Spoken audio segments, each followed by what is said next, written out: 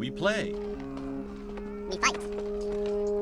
We conquer. Welcome back to the Freak Show. I'm your host, Bumpy McSquigums, and today, ladies and gentlemen, we return with more Wizardry, Proving Grounds of the Mad Overlord.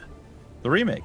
Anyway, I've reorganized the group a little bit, and yeah, so I just went and spent a whole bunch of time going through a bunch of stuff. Recording's working this time. Somehow I hit the record button and it didn't start. So I spent about 5 or 10 minutes. Hopefully we can do the Cliff's Notes version of it now and get through it a little bit quicker.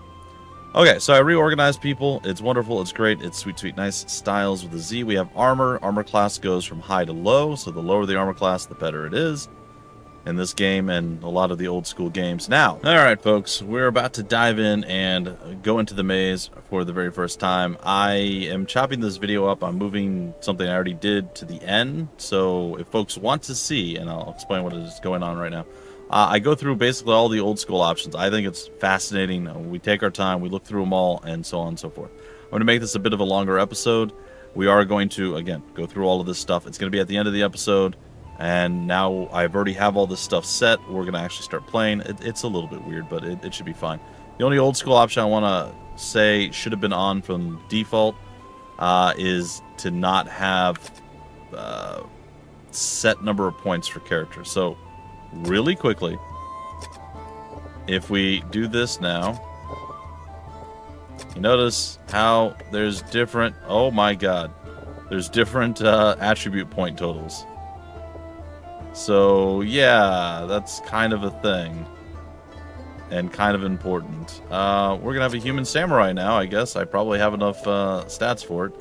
I wasn't planning to roll a 20 off the cuff there. That was surprising. I think I have enough stats for it. I might not, honestly.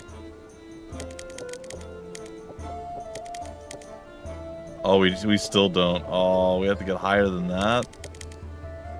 Oh, no. Maybe we can do it with a dwarf samurai.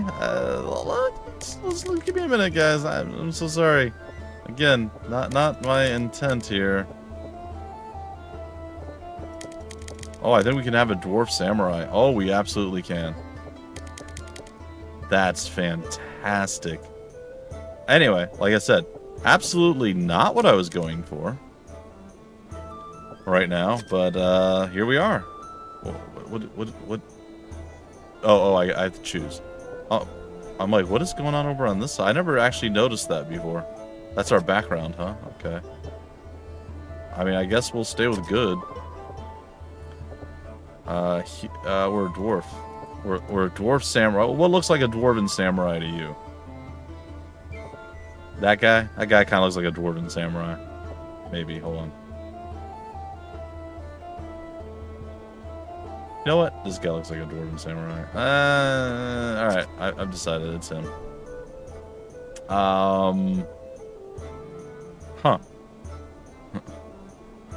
We come back with the good old dwarf the dwarf. There we go. Okay, well, again, not really the intent. I guess that means we could remove Commissar, as that changes everything. Oh, I'm see, this is what happens. This is why I try not to do stuff. I don't. I'm so sorry. All right, we are going to remove Commissar from the party, even though he is the party Commissar. And then we're going to add in Dwarf the Dwarf. And then we're going to reorder like that. That's great. Okay, well, there you go. Honestly, maybe it was a better idea to even keep Commissar and drop Calark. Could have been. Doesn't matter. It's done now. Alright, anyway, so we're going to go there. And also this pops up. I don't know why this popped up. I set all the settings and I got done and it popped up before and I'm like, oh, that's so cool. And then I reloaded the game and it wasn't there. And then I went and I did all the settings again and it didn't pop up. Then I opened the options and closed it or something and then it popped up. I don't know why this is here. I love it. This is, I think, what the old school game used to look like. It's a representation of how the game was back in 1980, 1981 when it originally released. So I love that. I love that that's there. I hope it stays. I don't know where there's an option to turn it on or off. I can't figure that out, but I'm super happy it's there. Anyway, we're entering the maze. No more babbling, no more delays. It's all down from here. Alright, proving grounds of the Mad Overlord. You have taken your first step into the fabled maze. It was only a short time ago that Overlord Trebor, did we get context for this? No. Sent out the call, beckoning the country's adventurers to come to this place. The story, as it was told, was that his one-time friend and advisor, the wizard Wordna, had stolen the Overlord's prized amulet and escaped with it to the mysterious maze, a dungeon built of magic, chaos, and death. The Overlord promises power and the rank of Honor Guard to any adventurer who recovers his amulet. This game looks incredible, by the way. I just kind of looked around for a second. Right, and so you came. And somewhere deep within this maze's Stygian halls, the powerful wizard Wordna awaits. Oh, I'm excited. Alright, can I right-click and turn? No. Can I left-click and turn? No. What happens if I hit A? I turn. Okay. And if I hit Z? Q? Q. I guess that's fine. Alright. Keep an eye down here on the screen while we're returning. So initially, this is what we would see. When we first started off, we saw this. We could tell that there's a wall in front of us. Or, sorry, a pathway in front of us. A wall here, a wall here, a wall there, and then we see this wall here. So if we turn right, it changes. We see this wall here. We see that. I probably would have struggled with that a lot back in... Oh, we can camp, too. I don't know how camping works. Well, I'm going to go this way. There's an axe on the ground, which I assume is just flavor for the dungeon. I'm very nervous, by the way. Yeah, I'm looking at the ambient map. As you explore the maze, you will fill in your ambient map, which details your perceived surroundings and headings. Be cautious, though. The maze can deceive your perceptions. If you suspect you've been teleported or spun around by Wordna's magic, casting the arcane spell Dumapic will fix any misperceptions.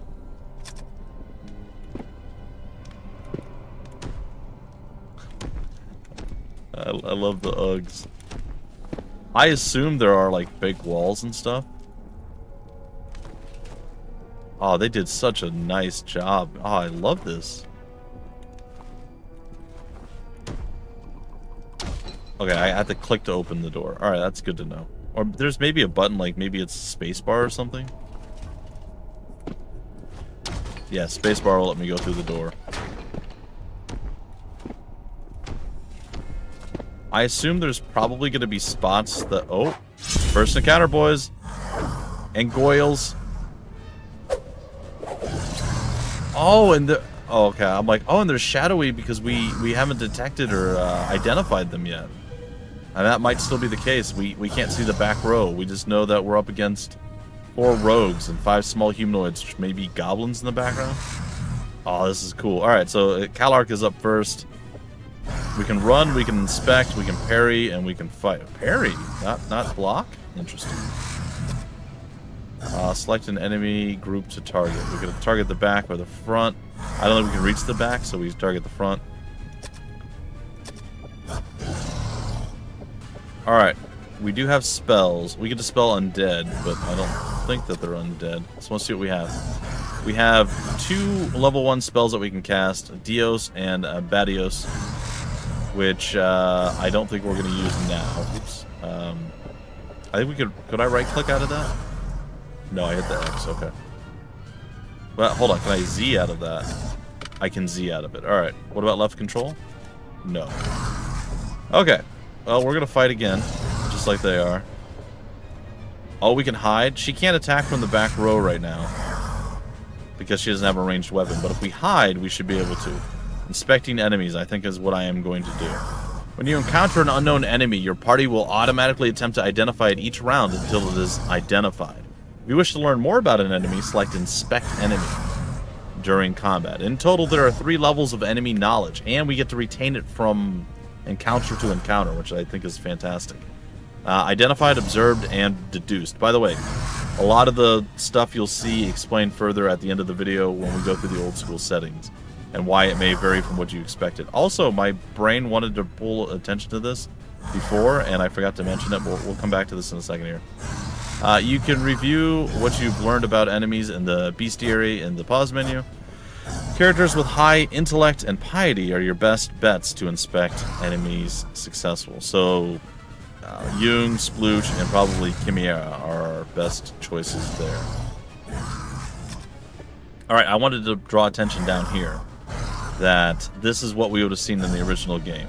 There would have been a representation of something, in this case probably the rogues, that's probably a rogue, and then it shows 4 rogues, 5 small humanoids, and then odds. I love that this is here, visibly for us to see at all times. That's fantastic. Okay, right, we're gonna inspect. I kind of want to inspect the frontline guys again to get more information about them. And then we have 2 spells. I don't think Bad Air and Little Fire. I don't think we're gonna use that right now. I think I'm gonna inspect the back line with you. All right, let's see what happens. Hopefully we survive the first fight.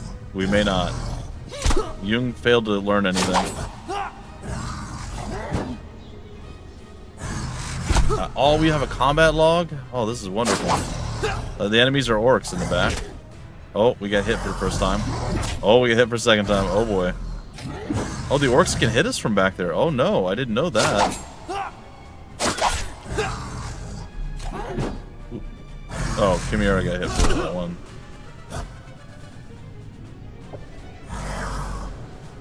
Wow. Weird. Dude, yikes. Okay. Oh my god, I love a combat log. I loves me a combat log. Alright, so we hit a rogue 1 time for 3 damage. I was just trying to parse what was going on. We hit him 1 time for 7 damage. Splooch identified the orc. Jung missed identifying more about the rogues. The rogue missed. Orc hit Calark for 1 and then 3. We're at half health now. Orc missed. Ava hides in the shadows, which is great. The rogue missed Dwarf. The rogue hit Chimera for 1 damage. Dwarf got missed again. Rogue hit, or Dwarf hit the rogue 1 time for 3 damage. I think I'm going to parry with him. I'm a little concerned. I think we stay on the back line. I think I'm going to continue to swing. Again, I think we stay on the back line. Ava can ambush now. I don't know how much damage she's going to do. But I guess on the back line 1 more time. Jung at this point. Oh no, Jung. Oh, hold on. Oh, you don't have these yet. I thought Jung would have divine spells from the beginning. He's a bishop. I don't know why he would have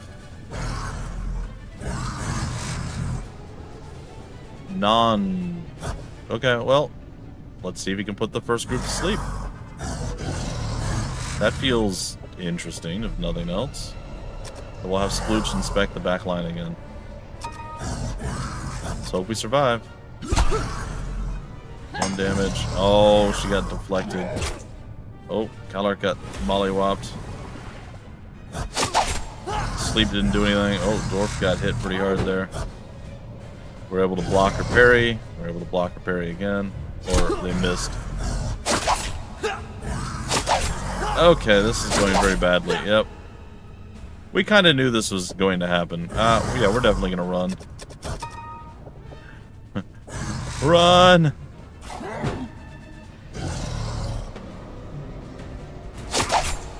Come on, boys. Run.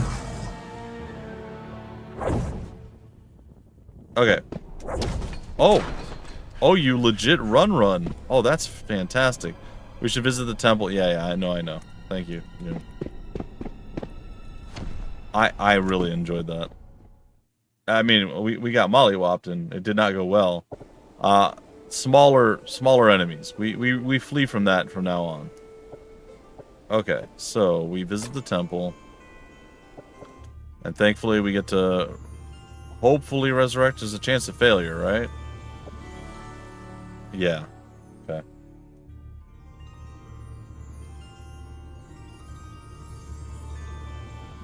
Again, if you're wondering why it's 0 cost to bring these guys back, and you think that's unfair, you're probably right. But there's it's an old school option that, again, I'll cover at the end of the video.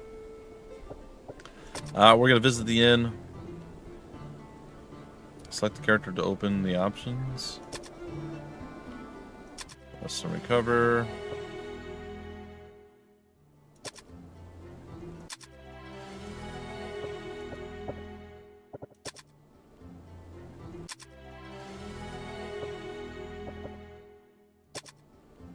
Did I not sleep? What happened?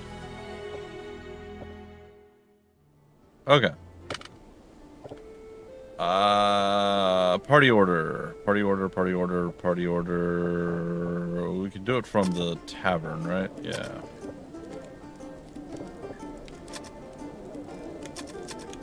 Okay, and then it's fine. Okay. Well, that, again, went horribly wrong, but also kind of expected that we would get beat up. Disappointed that we got beat up, but kind of expected.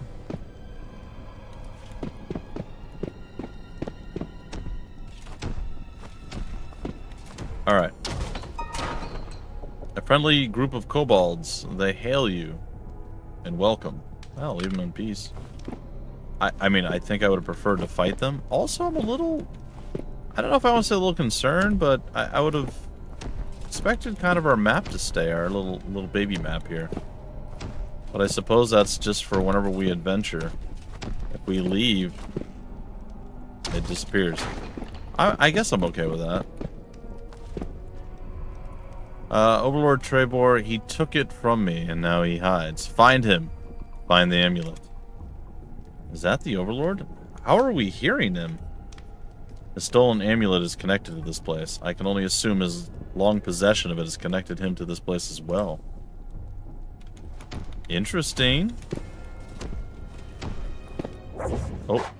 Oh, 5 skeletons. That's slightly less terrible. Okay, extremely less terrible than last thing we did. They're like rat skeletons. They are rat skeletons. They're undead kobolds. Oh, that's adorable. I mean, I guess, probably. Look at all the little skeleton. Oh, I love this so much. Okay, yeah, so we have Dispel Undead. What does that do? Well, we're gonna find out, I guess.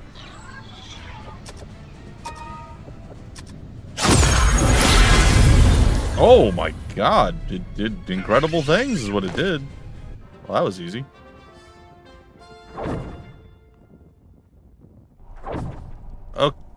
Oh. We only killed one. Oh. Maybe dispelling undead's a bad idea. We should get experience for that. Okay, well, whatever. I guess note to self. That's kind of a, oh crap, we need to thin the herd or whatever. And not something to use just to obliterate. I will say every other game that I've played that has a skill like that so far, you get credit for doing that. Again, it's fine. I'm not complaining. I'm just shocked, I guess, surprised by it. How do we enter as select? Oh, that's cool. We can keep the health bar up if we wanted to. Yeah, I like that. I like the health bar up. Oh god. Hold on. So that's what quick select does. Okay. Oh, look, we hold alt. We can. Okay. Group size 2D 2+1. What? Oh, so the group size could be anywhere from 2, I guess technically 3 to 5. Yeah, 3 to 5. Huh. That's interesting. Huh. Okay, didn't know.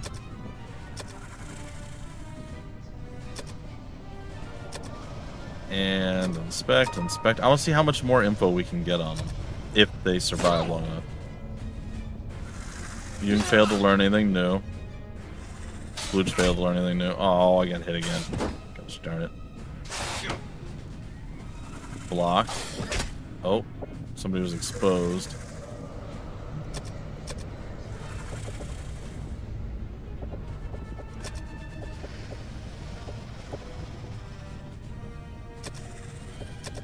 We'll keep trying to learn more.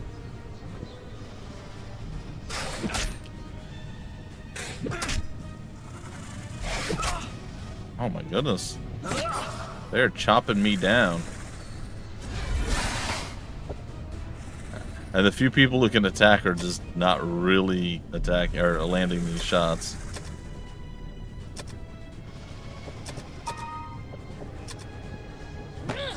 Okay, that was a good hit. Hey, we killed something. We killed something else. We blocked or they missed. Oh, they blocked though. Still can't learn anything. Oh, he just recentered on us. He just squared up. He's like, let's do this thing. Splooge failing to learn. Give me our blocking. Not getting hit. There's our victory. Yeah, we finally got some victories under our belt. Should be a decent amount of experience now, I'd have to assume. Oh, that's so much better than what we got before. Each party member receives 207, and we got 10 gold. Alright, how does camping work?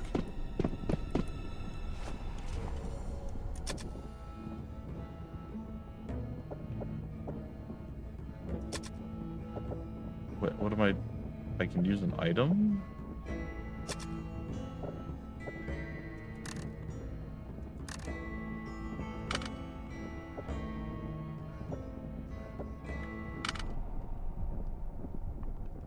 Am I supposed to heal from this, or...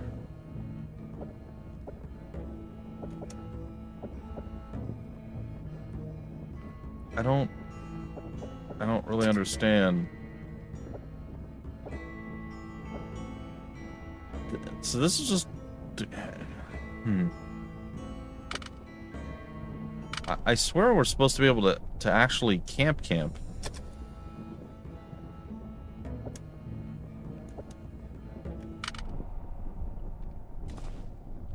And I thought that was a way of recovering.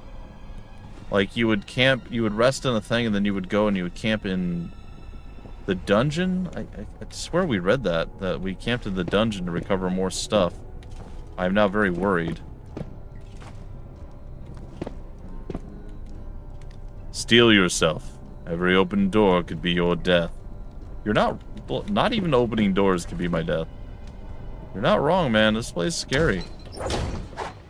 Oh, we're fighting some slimes. Alright, well. Honestly, probably gonna be one of our last battles. Oh. That was cool looking. We don't know anything about them, though. Well, music. The music's hitting pretty hard. Okay, I'm here for it. A bubbly slime. Okay, we get hit for one. Okay. We focused a little bit there on our attacks. Unfortunately, Ava did not manage to get her hide on.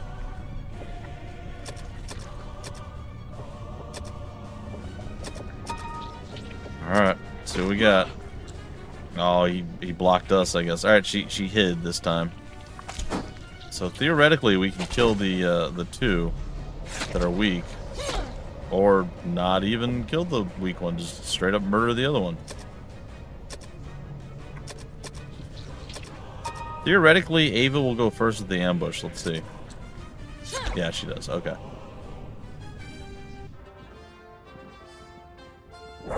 I'll take it. We got much less experience. Oh, God. Probably best let me inspect the chest. It could be trapped and we'll need gentle hands. Oh, yeah. No. That's why you're here.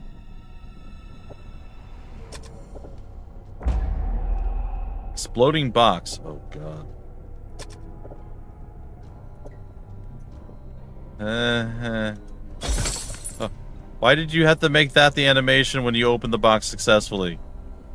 God. It said exploding box and then it exploded open.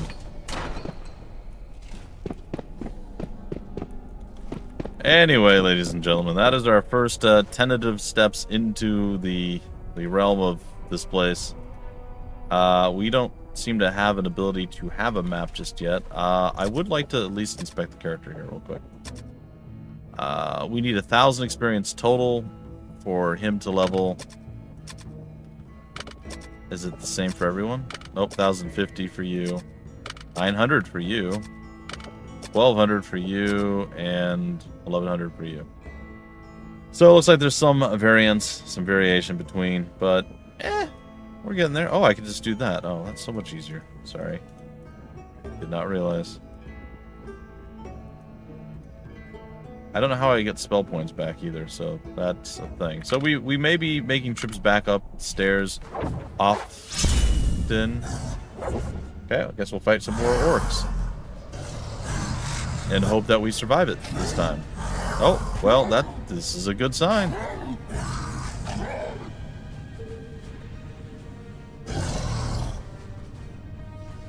They don't have to run faster than us. They just have to run faster than their slowest guy, I guess. Well, that's unfortunate for him.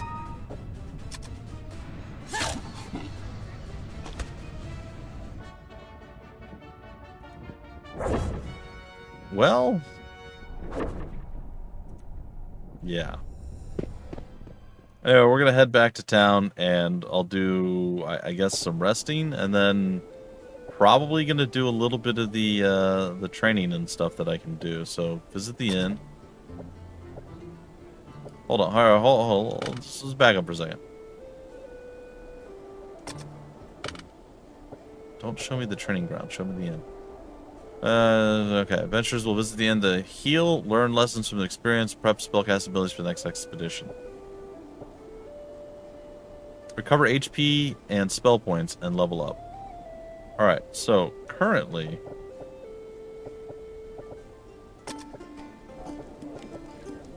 how do we check our people? It's a tavern, right? No? Is it the inn? Oh, it is the inn. Alright. Okay, so we have one divine spell. So if I go ahead and I rest... I did get one spell point back. Okay. I could have sworn that, like... Oh, you know what? I don't think I rested her. I rested everybody else. That just feels bad getting that. Ugh. Alright. Anyway, guys and gals, again, that's our first tentative steps into the realm of things. It looks like it's going to be a very slow, early process. But I'm here for it. I really like the changes. I love the look. I love the combat log. So much of it. Also, this has disappeared. Again, I don't... Why does that keep disappearing? See, I go to game options, it just comes back randomly. I don't know. It should always be there. I do like it a lot. I think it's fantastic that the old game is basically chilling there for us to actually see while playing the current new version of the game. Wonderful, wonderful touch. Mwah, chef's kiss, all that stuff. Like I said, game looked incredible. Super excited to check it out. And so far, I think that the developers have done a fantastic job. All right, folks, we're going to go and transition to what I did earlier, and we're going to check out all the old school options, and you guys can enjoy that. So... as I was quitting yesterday, and as I just did this a few seconds ago, I saw this option pop up. Or this pop up when I hit the escape button to quit or save or whatever. So, old school options. Now, I know what I'm going to do. I'm going to breeze through this as quickly as possible, but I actually read through all of this stuff, and some pretty exciting things in general here. So, I am going to... We'll go through all this as quickly as possible. I think a lot of stuff was... a product of its time back in the old school days. And it's something I'm very annoyed that is set the way it is right now. And I didn't know that it existed. Because we're going to have to make another party just at some point. Just so you guys know in the future. I don't have the time to do it right now. So, probably before the next episode, we'll make a second group of people with the stuff I'm going to explain here in a minute. It's highlighted right now. You guys can see. Anyhow, a product of the times of pioneering, of making, one of the first, if not the first, dungeon crawling game. and, you know, setting a trend that many people have followed and changed and iterated upon for decades now. So, there's going to be stuff that, like, wasn't thought of at the time, stuff that was needlessly harsh. I don't know. I will say older games, in general, tended to be more challenging, and more cruel, sometimes very difficult to beat, or even impossible at times. And I'm not saying that, oh, they were better games and blah, blah. There was just more limited everything back then. So sometimes they would have liked to have given you guys some sort of easier way to do something, but they kind of had a hard code, whatever they had a hard code in, and go with it. Or things weren't thought up of easier ways to do it, so they came up with interesting ways to challenge you within the confines of the game. So, that being said, you know, flash forward, God, how many years? 44 years, I guess? 44 years? To the remake of this, and some quality of life improvements, and some changes, some ideas that probably didn't exist in those days. And that's where we're left with right here. So, first thing that I think should probably not exist is this. Starting attribute points should not be set points. No. Now, I'm of two minds of this. I've thought about this. I do like being able to go, all right, I want this character. Boom. We're set, and I just can go and start. It is nice to have that. However, every person is unique. Everybody is an individual. They have different strengths and weaknesses, right? So I feel like attributes and starting characters should have that dynamic, that should have that variance, that variety, that range of things that you can do. Now, you could spend forever and a day rolling a million times to get the best stats.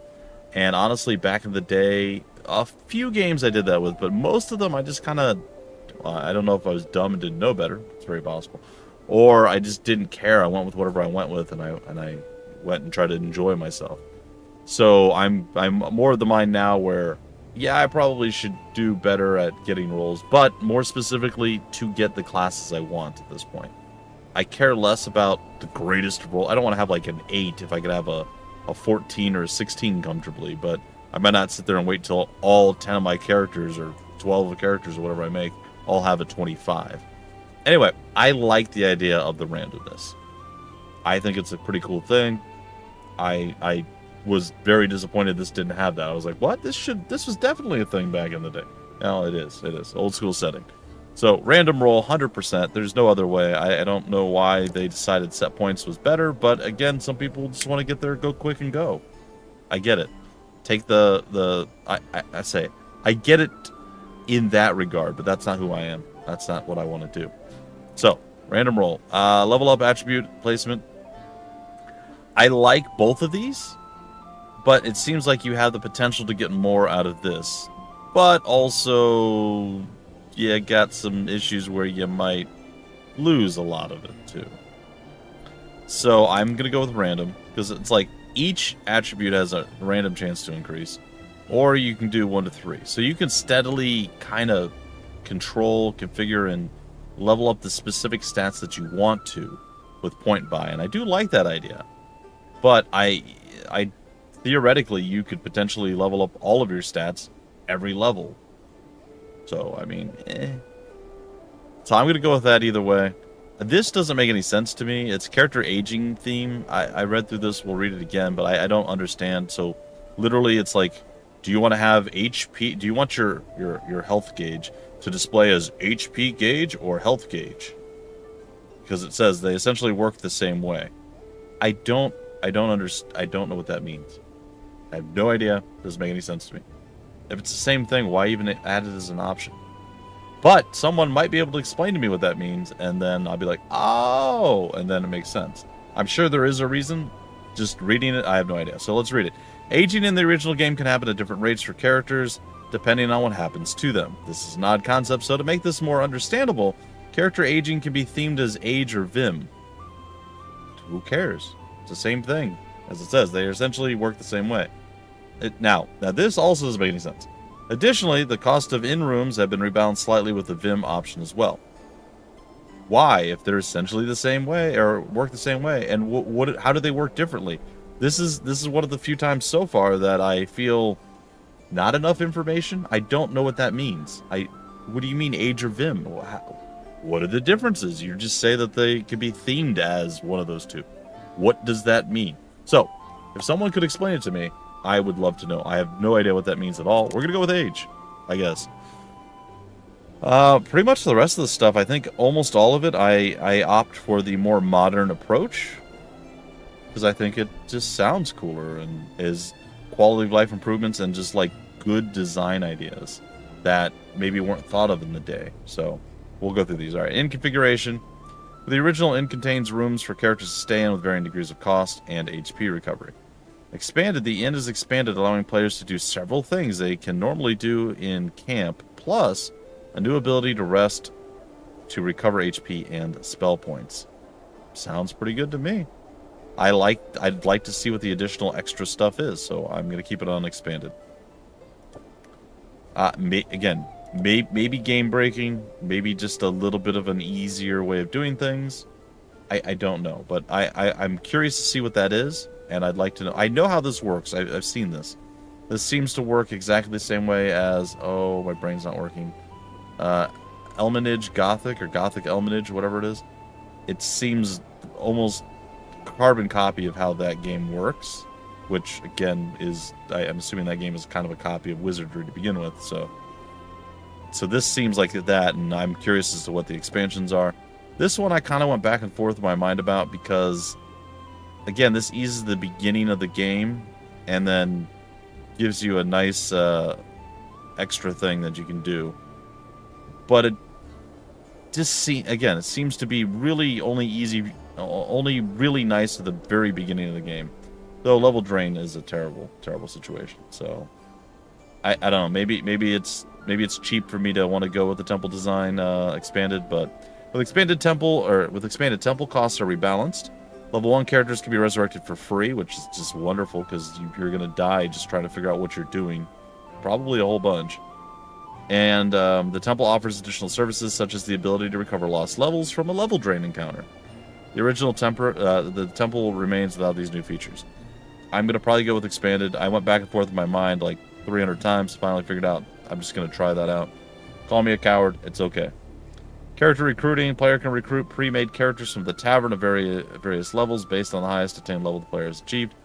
I guess, I don't know how often I'm going to use that, but as a backup, maybe something terrible happens and I want to do it, it's an option. So I'm going to leave it enabled. I assume with it disabled, you had to make new characters every time. So this is a way of, if your party gets wiped or what have you, you can go and get other characters to kind of maybe get back there to save your party. Something along those lines. All right, now, ambient map. I think I like all of these options, by the way, that are set the way they're set. So ambient map, a map of your party's immediate perceived surroundings is visible. This map can still be tricked by teleport spinners and other maze hazards, just like in the Bard's Tale, requiring a do Mapic to set it right, which is the map spell that you have, basically like location. Then we go down here, do Mapic map. Casting do Mapic produces a graphical map of the explored parts of the maze in your current location, not just text coordinates. I like that a lot. 100% yes, give that to me. I would love to have that without needing to cast something. Just be able to hit a button. But yeah, this is fine. This works. Conversation hints. I don't know how intrusive, disruptive, or how over easy or spoilery this is going to be. I'm going to leave it on to see what it does, but it might be something I actually do turn off down the line. I do like to try and figure things out on my own. I've been doing pretty well so far in the older school games that I played. I hope I'm able to continue that trend. Bad stuff on party wipe. This has horrible implications, but also I assume this was on by default, but I don't know. So again, if a Wizardry 1 veteran could tell me, was this a thing that happened back in the day? When a party dies in the maze, bad stuff may happen to them while they still remain there. There is a chance that items may be lost, gold will be pilfered, and a character could be eaten, making them unrecoverable.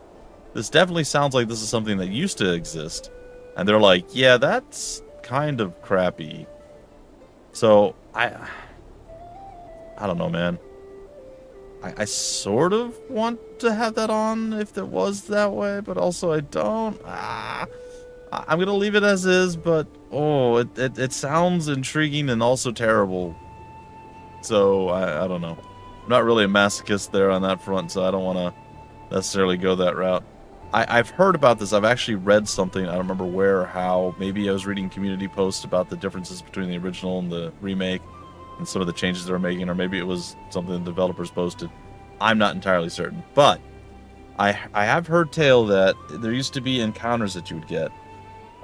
In the game, you have kind of an ambush mechanic where you can roll up on a group of enemies or whatever, and you surprise them, and then you get like an extra round where you get to beat them down, and then it's like round 0, and then round 1 begins as you would normally go. Now, that also goes to the enemy. The enemy can surprise you, roll up on you, and beat you down, and then round 1 begins. Well, in the original Wizardry, there were certain situations where there were specific enemies that had like spells that would either, like, maybe they cast a whole bunch of AoE and they would just murder you that way, or put you to sleep, disable your party. Anyway, at some point, you would run across a group of things that you absolutely didn't want to have a full free turn cycle, and they would annihilate your party because they were able to use all of their spells and abilities and skills. With this off, or disabled, essentially both us, the players, and the enemies can't do that. So we get a free round of basically auto-attacking, and maybe we can do like ambush or hide or something along those lines, but other than that, there's not really anything else that we can really do. So while it does nerf us a bit, it also protects us from that, like, occasional, oh, we just got party wiped and weren't able to do anything. Which is going to probably happen often enough anyhow. Alright, moving along. Hide and ambush actions, 100% has to be enabled. Was this not a thing that existed back in the day, or was this a thing? Because if this didn't exist, oh, that must have sucked. The Thieves and Ninjas sucked back in the day then.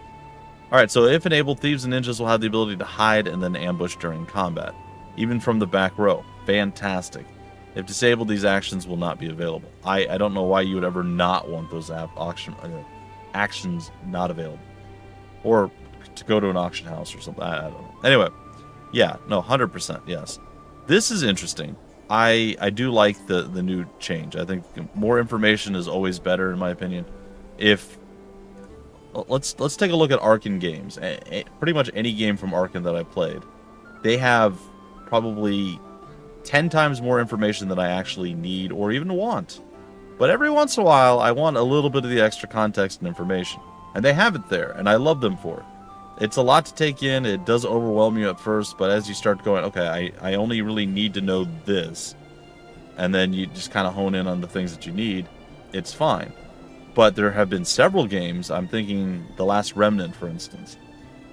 There was so much information that I did not have in that game that I wanted, that I would have to either go look up or something along those lines. And it should all be included in the game. Now, again, going back, product of its time, Pioneer, one of the first games, or maybe the first dungeon crawler that spawned, all the whole genre. It changed it and made it what it was, and it was iterated upon, blah, blah, blah, right? I don't know that they had the room, the space in the program to do it. If they thought that information would be something that the player would need or want. Like, there were a lot of unknowns back then. This was pretty groundbreaking at the time. So, when first encountering an enemy, each character will roll to identify the enemy. With Inspect Enemy, identification is retained, which I like a lot, and characters can attempt to learn more about the enemy by choosing the Inspect Enemy action during combat, which means you lose one of your character's turns, I assume, to get more information about them. So that sounds wonderful. I love more information, as I said. With roll per combat, which I assume is how it originally worked, characters attempt to identify the creature each time it is faced in combat, and more cannot be learned, other than basic information such as the name. No. No. Give me the info. Again, I understand, but no. Yeah. Again, by the way, fantastic options. Like, so many of these are great quality of life choices and improvements.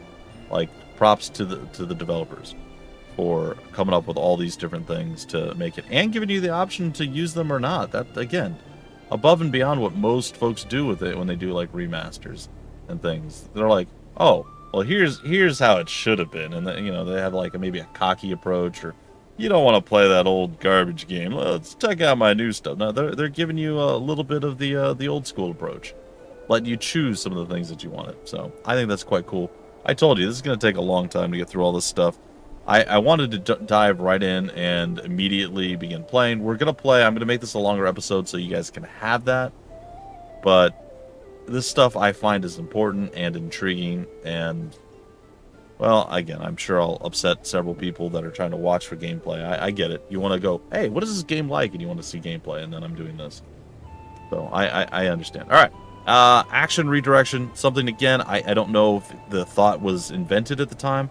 A lot of Generation 1 games around this era had this, I don't say problem, but this thing that it did. And essentially, if I have a goblin, an orc, and a centaur in front of me, or in front of the party, and we're going to attack, and I have everybody attack the goblin dies in the first hit from, I don't know, the rogue.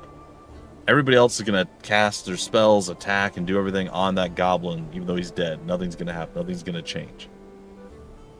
Almost always, in the second game of any series, redirection is the thing. Because, again, I'm assuming either the concept of redirect didn't exist, maybe how to do it didn't exist. And anyway, so I think that had to be created, and it was pretty quickly early on. You'll see, to my knowledge, only like the first game in most series had the, you target this, you're targeting that, and that's it.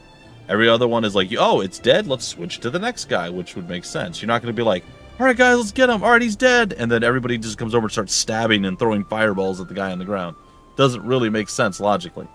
So I appreciate the redirect, is what I'm saying. And I also understand that it might not even have been a concept back then. If enabled, when an enemy is no longer available to attack or cast a spell upon, the attack or spell will be redirected to another enemy or enemy group that is present. If no valid target is present for a spell by the time it casts, it will not be cast. If disabled, attacks against enemies that no longer exist are lost. All spells will still fire off and consume spell points. Again, 100% redirect. That's the only way. Alright, run away in turn order. If enabled, character attempts to run away in turn order, preventing lost actions this round for all characters if unsuccessful. So, yeah, that sounds cool. If it's disabled, character attempts to run away immediately. And if unsuccessful, everybody stands around and just basically looks stupid. Yeah, no, I think that should be enabled. I like that. All right, I also, I'm going to do this now because I think this is how I'm going to do that. I'm like on the fly right now. I recorded the intro and then kind of went into this. I think I'm going to slap this on at the end of the video. I'm going to just chop up the video and change the order of this. So if you guys wanted to see all this, hi, thanks for staying to the end of the video and watching all the cool options and stuff. But I want to get directly into the action earlier, as I said I was going to. And like I said, I'm going to add this to the end. So I'm going to do the outro right now. And in the next episode, I think all of this stuff, all the chicanery, all the nonsense, all the extra information, stuff that we're looking through and reading, hopefully is done. We can focus just on gameplay. And yeah, that's the plan. So I have no idea how far I'm going to play in before, but I'm going to make this an extended episode, as I said, to get you guys a little bit of that, and then stick this at the very end. Anyway, thanks for watching, guys and gals. I appreciate it. I found all the old school options very, very fascinating, interesting, and definitely worth our attention, and I wanted to cover it. So, without any further ado, I've been your host, Bumpy McSquigums. Thank you so much for stopping by the Freak Show. We play, we fight, We conquer.